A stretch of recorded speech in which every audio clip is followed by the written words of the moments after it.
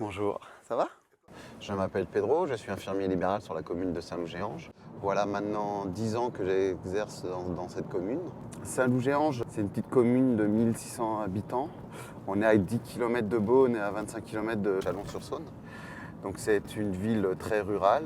Il y a quelques années, j'ai fait le choix de devenir conseiller municipal au sein de cette ville. Donc, ce qui m'a permis de découvrir beaucoup de choses que je ne connaissais pas, mais surtout ce qui a aussi permis de nous apercevoir avec le maire qu'il allait avoir vraiment bientôt une pénurie de médecins. Donc un jour le maire m'a dit il faut vraiment qu'on fasse quelque chose.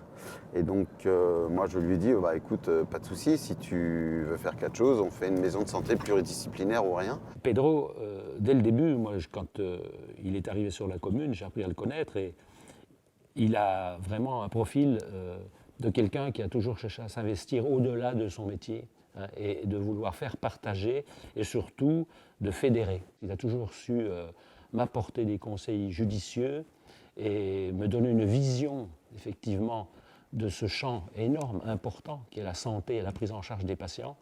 Et je crois que le rôle, et on le voit encore aujourd'hui, qu'il joue est vraiment fondamental et nous conduit aujourd'hui à être au pied du mur, puisque le bâtiment va bientôt sortir de terre. On a commencé notre projet en 2012, on est en 2017, ça fait 5 ans. Donc là, on commence tous à ronger nos ongles et à en dire bon, allez, il est temps qu'on y aille, il est temps qu'on aille dans cette maison de santé.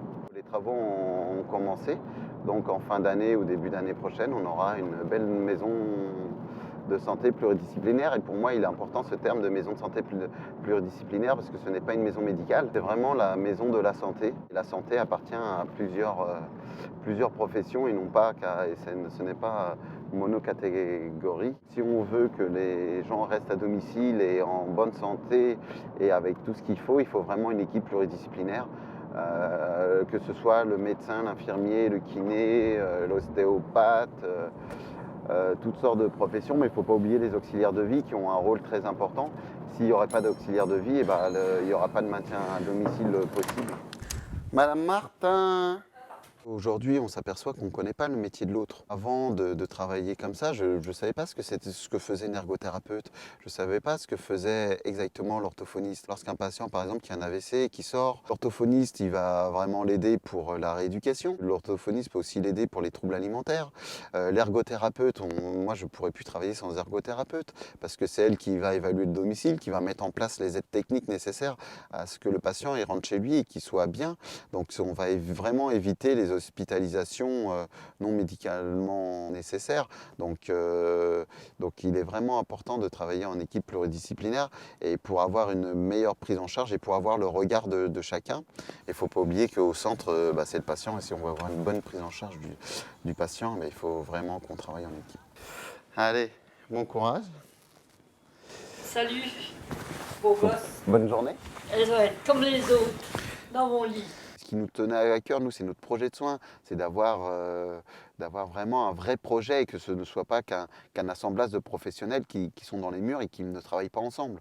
Et lorsqu'on est ressorti de l'ARS, il y a un des membres de la commission qui est venu nous voir et qui nous a dit écoutez, je tiens à vous remercier parce que pour une fois, on a entendu un vrai projet et on ne parle pas que d'argent. Ça va? Ça va et toi? Ouais. T'es réveillé? Oui. Oh, depuis longtemps. Bonjour, prenez votre temps, finissez tranquillement. Moi, ce que j'ai fait dès le début, c'est que j'ai essayé quand même de donner des rôles à chacun. Ça veut dire que moi, je ne m'occupe pas du tout de secrétariat. C'est pas moi. On a une secrétaire dans notre association.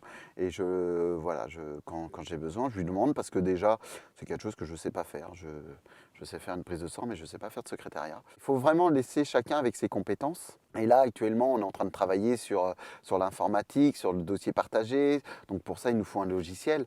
Et pareil, j'ai demandé à ce que quelqu'un soit référent parce que moi, je ne peux pas m'en occuper. J'ai ma tournée, j'ai mes autres activités, je ne peux pas tout faire. En fait, la force d'une maison de santé, c'est l'équipe.